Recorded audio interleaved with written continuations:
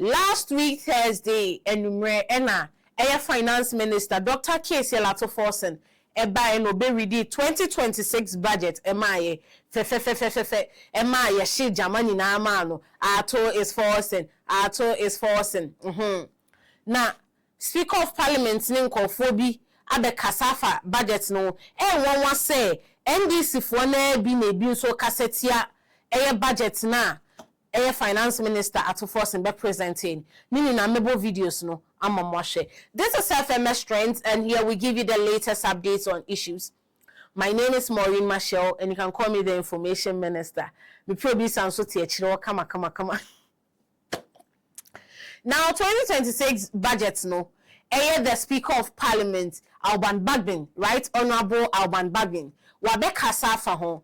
And Nasimo Kanina say like Africa ankasa, not just Ghana, but Africa is not poor, but Africa is being managed poorly.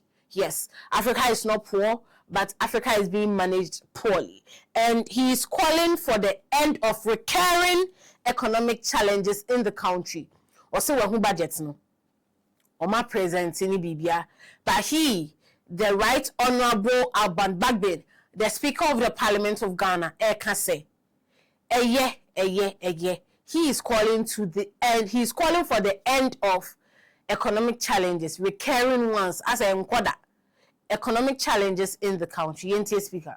Yeah, welcome back. This is the Channel 1 newsroom here on Channel 1 TV. And enhance their scrutiny of the national budget. In his address, the Speaker of Parliament, Alban Bagbin, stressed that the 2026 budget must focus on breaking Ghana's recurring cycle of economic challenges. A common refrain echoes across Africa, and I quote, "Africa is not poor. It is poorly managed, and the budget is the clearest expression of that management," unquote. At this pivotal moment, our budget must serve as a primary instrument for transforming Ghana's economic paradigm. It is our sovereign roadmap to self-reliance. The policies contained in this budget must steer us away from dependency towards a resilient, domestically driven economy. Honorable members, data tells a clear and urgent story. Reform cannot wait. Deputy Finance Minister Thomas Nyakon Ampim assured that the budget is designed to ensure that the economic progress achieved over the past 10 months translates into prosperity for Ghanaians. The 2026 budget builds on the stability of 2025 and channels it into action that delivers more jobs, better infrastructure, stronger industries, and better public services. Our request for approval is driven by the progress made over the past 10 months, including GDP growth increasing from 5.3% in 2024 to 6.3% in the first half of 2025, driven by strong performance in services, agriculture, and construction. The impacts of the measures Parliament approved early this year is being felt by businesses and households. The rally call is for government to turn this new stability into prosperity, and this budget seeks to do exactly that. Deputy Minority Leader Patricia Piaget urged lawmakers to scrutinize the budget devoid of partisanship in order to achieve a balanced, just and people-centered budget responsive to the needs of the public. Let us engage in a spirit of learning, collaboration, and service. Let us move beyond party lines to focus on what truly matters. How this budget will impact the everyday lives of our people and the sustainability of our national finances. At the end of this process, what will matter most in our collective input that helped shape a budget that is more balanced, more just, and more responsive to the needs of Ghanaians. For his part, Deputy Majority Leader Kweko Ricketts-Hagan called for a thorough examination of the policy document to ensure value for money and equitable allocation of resources across all sectors of the economy. We as parliamentarians must therefore scrutinize the budget thoroughly, ensuring that allocations are equitable, realistic, and results-oriented. But as we perform this duty, we must also recognize that Parliament and the Executive share common responsibility to deliver development, create opportunities, and ensure value for money in the use of public resources. Moamutifi, Speaker of Parliament, or say, ohiani ahokyere na wo man mu mo be kan budget a mo nye na mo solve sa problem no na won say me ma mo intro no me kan asem bi say NPP for na NDC for no e bi kassetia budget ni low key papa we min kasa say o kassetia budget no ba man kasa me bo video no na mutia na mo ankasa ma judge asem no. He is the deputy majority leader in Parliament for the NDC for the side, Honorable Kweku George Ricketts-Hagan, Deputy Majority Leader. Na nasema waka nyina say, budget na uncle ato Forson be ready. Onu Hagan die, oni asem boni bia ka fa ho ba de obeka ne say he wants them to do a thorough review of the 2026 budget. Yes, he is calling for a thorough review of the 2026 budget. I say, mun go through na diamond kind of, I don't know.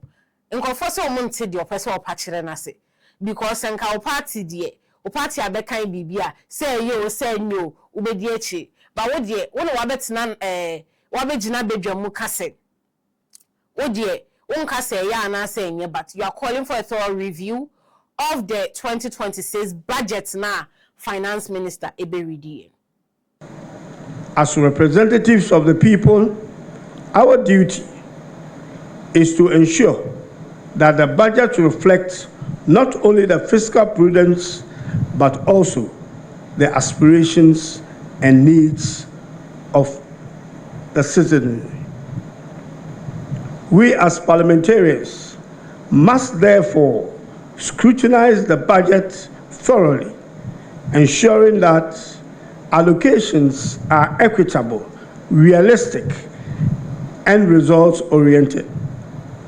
But as we perform this duty, we must also recognize that Parliament and the Executive share common responsibility to deliver development, create opportunities, and ensure value for money in the use of public resources. The 2026 budget is also a call to collective action.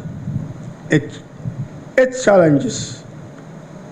challenges us to think innovatively about how to grow our economy sustainably, how to expand the tax base without overburdening our citizens, and how to deliver essential public service. Deputy Majority Leader Swabe Kasa. Na Richard Ahiagba, who is part of the NPP communications team. Akwatina baby akase. Adia NDC for ya. Muni na muye say ye mo mabaso ni na. They are building on a foundation at NPP for ne. Aye. NPP for a foundation no. And NDC for better so na man akwye to say. Omona omoye bibi papa bi no omoye ade. They are building on inherited foundation. NPP for according to Richard Ahiagba, who is part of the NPP communications team. Being in Ghana, either to be seeing you on the walls, and today you're here. It's good to see you. So this budget, there's a lot being said about it. Very hopeful, people are saying. But I want us to contextualize all the verve around this budget and saying where we are as an economy going forward. It's a process. And the process, where we have gotten to in the process of managing our economy, started from a place. And we need not to cut short and appear to behave as though all of these things just started with some ingenious policies by the NDC finance minister, Forson. They are building on a foundation they inherited. If that foundation were not good, they won't be anywhere near here. Which in essence means that we are in a better place because we've built on some foundation. A better way to reiterate what you've said is to say that it's a relay. And the one that handed the baton to them had recovered from a deficit, from a difficulty brought on by COVID-19, Russia-Ukraine war. Managing out of that has covered ground enough for you to be able to cross the line. Now you're in motion heading towards that. We haven't crossed the line, and of course we'll never cross the line because it's a business, it's work in progress. And so we handed them a baton after we have recovered sufficient grounds. They are maintaining that momentum. If you want to see how well they are doing, you have to see where they started from. And that acknowledgement must be offered. And in doing so, I want to say that the finance minister has been very disingenuous. He opens his budget by saying the inherited economy in distress. That is false. You inherited an economy that grew at close of day 5.7%, building on a 3.1% in 2023. Shows you. Maybe he inherited an economy with an inflation rate of about even that. I'll talk about 23%. That. Yes, I'm going to talk exchange rate of about 15 to That's 15 okay. No, cities okay. to the I'll dollar. talk about other macro. Hold on. GDP. You're top of jumping 60%. ahead of time. No, I'm Because trying these to are- explain perhaps what you meant by but that. I am doing the explaining. You No, understand? but I have to guide you. No, so I'm You don't- guided. You don't need my guidance. No, I don't. But because that's another macroeconomic indicator that I'll Yes. come to Okay. after the GDP. Great. Right? The 54.1 GDP that we had in 2022, you saw the trend there too. Inflation, sorry. In 2022, you saw the process of disinflation from December, the high, December 2024, 2022, 54.1, gradually till we left office about 23.7 or so. That shows you a recovery. That shows you a process leading to where, if the person handed the baton, maintained that momentum, okay, would be in line to cross the line. So that's what they inherited. That's what they inherited. If you look at the reserve position, I think we're looking at 11.4 billion or so. We recovered from, I think, 6.9 billion at one point to about 8.7 billion, or some put it at 9 billion when we're leaving office.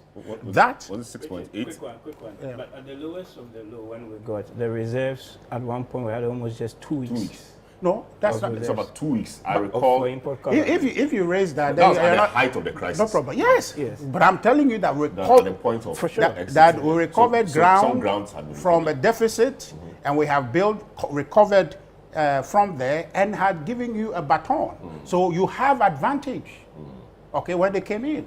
And so the reserve position was building when they came in. So you cannot today just say that they came and then by some magical policy, we are here today. No. You cannot put that narrative out there. So we have grown from a place. What they are doing, or what commendation, if any, to be given to them, is to say that they have maintained the momentum they inherited. That's plain and simple what it is. Have they been You understand? disciplined? Because Forson makes a big deal of fiscal discipline. Have they been disciplined? Absolutely. You don't have any other choice. It's not a binary, it's a one way or No way. Because you have an IMF program. That stricture is put in place for you. You've got to be disciplined in that. The challenge they face is that post IMF in May, I think in May 2026, thereabout, when that program, that stricture is removed, that we're going to see the fullness of the toad. So what we are having today is a continuation of the effort started under the New Patriotic Party. Where they come in for any plaudits is that they have been able to maintain that. And around this discipline is the IMF strictures. So nobody should mislead Ghanaians to say that they have come in and have changed this economy. It's not true. It will not be true. They can continue that narrative, but that will be deceptive. What question I have is, and Doc, you are here, is to ask, what is the commensurate impact of this in terms of poverty alleviation? So that we're not talking about numbers in vacuum, where numbers mean something to us, and Doctor are doing analysis, but it means something in terms of people's bread and butter issue. We want to know about that, so that we're just not talking about numbers. How does this suppose growth or prospect that we have enjoyed within this period impact job creation? How much job creation have we seen in this period? Perhaps they will argue that, oh, they have a 4-year mandate and 1 year is too early to want to assess anything. But that question must be asked, and it's relevant to ask that question. And in moving on from that, I think that the government in this budget puts itself up for a lot of potential slippages once after we exit, the IMF in May. There are projections, and some of the estimates I have seen, I think we'll go into that specifically, it's a temptation that right after the IMF pack and go, the supervision is off, we are likely to slip back into a free fall where government then will be acquiescing to the political demands by members of the party or ministers to do what it is they want to do to win election this early.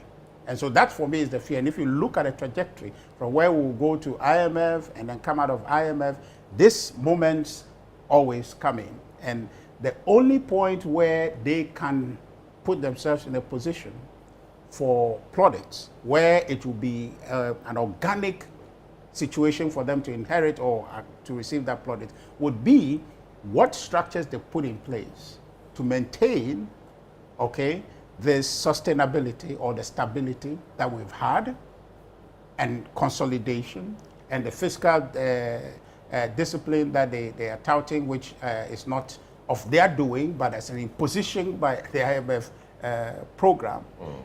How they install that infrastructure to ensure that fiscal discipline is a priority. This discipline you're saying is an imposition by the IMF structure, etc. Yes, that may be true, but they still deserve some credit for allowing themselves to be disciplined. You guys said when you took over in 2017, the IMF program had derailed. They disputed that, but you said because they were not disciplined, the program derailed. They could have done same and derail the program a bit, renegotiate it, and get themselves back. They tried to. They tried to do what? To derail it? Yeah, they tried to renegotiate. They tried to renegotiate. So. But they didn't renegotiate. No, but they tried to. If they but had, they the IMF didn't permit it. So if it had happened, that's what they were going to do. You heard them were saying, "Oh, we were not fiscally disciplined," all of that, even with a stricture in place. But the point I'm saying is that moving on from what the supervision has installed. But for now, with the supervision, things appear the challenge, good. Yes, things appear good because of the strictures. With the strictures, yes, things are good and things are better. Exactly. Now I'm just saying that the discipline required post that is where the issue will be. Is where the issue. So let me maybe just a point of information. No debate, right. none of that. But you may recall 2016, 17, when we started the last program 2015? there. In 2015, yes. 15, and then it went. So it was meant to end in 18, right? And then the then government, the NPP, actually negotiated an extension, as a 1-year extension of that program to 20. IMF insisted on the 1 year. On it. Also, largely because you see, when you also came in, if you look at the structural benchmarks, I'll pull up the data here. I've got a slide of all of these things.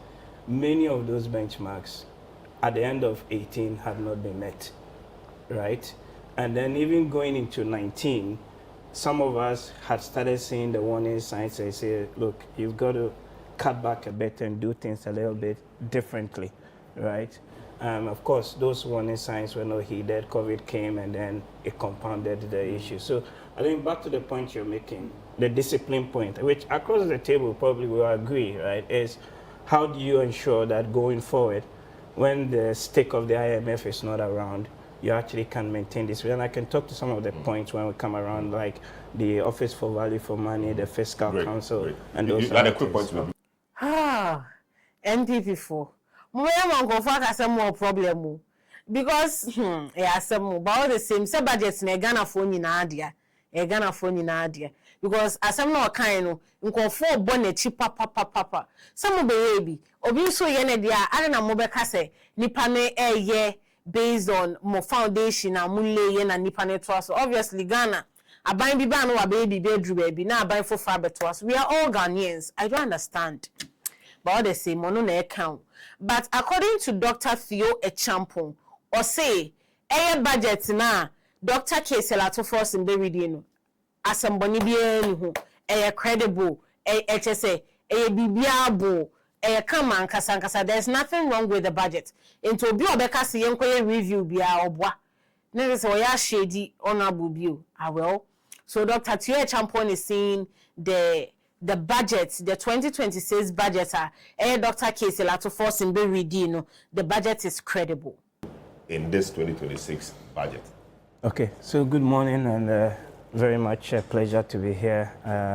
It's always a pleasure, really, to sit here and then share ideas in relation to how we build the economy. To sort of put things pretty much straightforward, you recognize that we have come from a particular place, a place where the severe challenges that we had with the economy, particularly over the 2023-22 period, and then coming into 24, had to be fundamentally addressed. And what the budget has sought to do is really anchor and drive some of the reforms that have been started, and then also use that for enhanced productivity. So if you look at the statement that the Right Honourable Minister made in the House in paragraph 28 of the big budget itself, if you don't mind me quoting, it says that, Mr. Speaker, over the next year and beyond, government will focus on 3 strategic priorities for growth, for jobs, and for transformation. So he lists them up. The first one being consolidating macroeconomic stability, and I'll talk to that in a moment.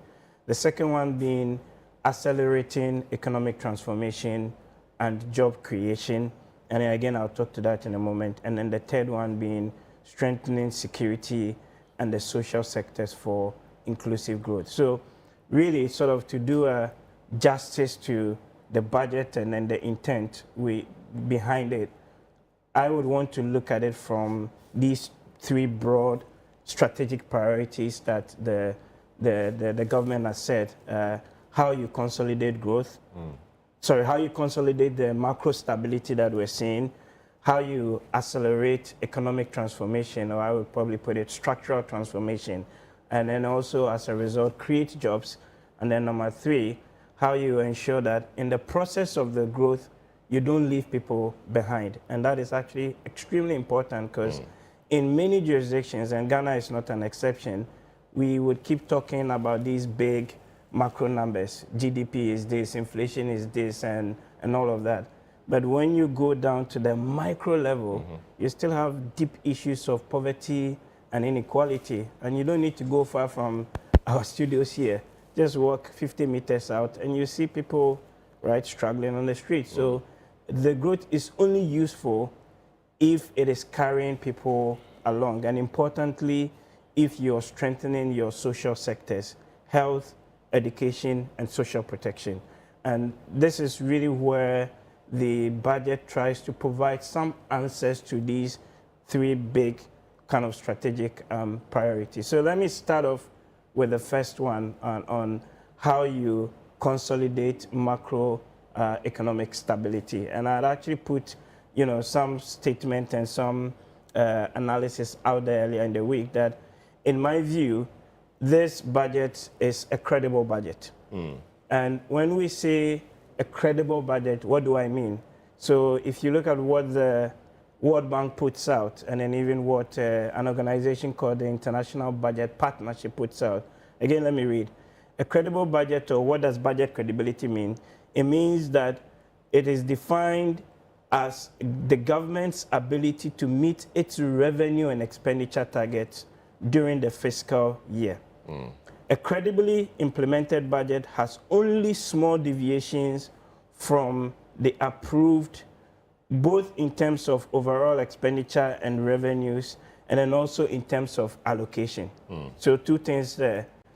We want to see you implementing what you say you want to do on the revenue and expenditure front, but also importantly when it comes to budget execution, the allocation bit, making sure that monies are going to the right sectors to support those strategic priorities that you say you're going to do, that, you know, tends to or would happen. So again, let's look at where the numbers are, right? On the first theme that I mentioned on the macroeconomic stability. So if you go back to the 2025 budget and the targets that the government said that they would achieve, the target was for an overall real GDP growth of at least 4%. As we speak now, the latest numbers are indicating in excess of 6% of real GDP growth. And again, remember that in the last 5 to 6 years, we had struggled to even cross the 4% threshold. So you can look at the data from the Ghana Statistical Service. Pre-pandemic, we would have been doing on average around 6 to 7%. And I had done some analysis that shows that for Ghana to become an upper middle income economy, right? In other words, to be doing per capita GDP in excess of about $4,000, right, dollars, your economy is going to grow consistently at 7% year on year without any deviation, right? And because of the pandemic, Russia, Ukraine, and all the other things that we've had, that growth prospects, and then also, of course, the fiscal mismanagement and the issues that we saw, the growth prospects has been dampened. So this is really the first time that you're seeing that trend that used to be pre-pandemic beginning to go up. And then in the specific interventions that the 2026 budget wants to address, you're going to see that anchor and drive the growth even better and beyond. And we can debate that going forward. Again, one of the targets that we had was that the end year inflation was going to be 11.9%. So the Bank of Ghana has a target of 6 to 10%, right? And even me, if you asked me 2 years ago, were we going to have inflation now in excess, in around the single digits mark, I would have told you, frankly, no. And I'm sure many market analysts would have told you that that was going to be quite difficult to achieve. But we actually have had a process of continued disinflation to the point that we're now around the 9%, and some of the forecasts that I have seen indicates that you probably may even end the year around the 7 to kind of 8% mark. So that is bang within the target that the central bank has set to allow you to effectively conduct monetary policy under the inflation targeting framework, right, that they are implementing. Again, let me mention two other indicators. Let me deal with the issue about inflation first. You continue to do the other ones. But at what cost? Amin Adam, former finance minister, addressed the press, and it says that government is taking out about 60 billion from the market, you know, by way of liquidity mop-up. So there's tightening. I mean, there's no money in the system. People are struggling, and you say inflation is single digit. What's at what cost? So, how does the average person benefit from all of that? Oh, the average person is benefiting from the prices at the pumps. So a few months ago when I came in town, I was buying petrol, filling my tank for around 800 cedis. So this is a 1.6 liter Toyota Corolla, right? Now I can fill that tank for 550 cedis thereabouts. So you can see the benefit. Prices of foods on the market, not just in terms of the inflation data that the Statistical Service collects,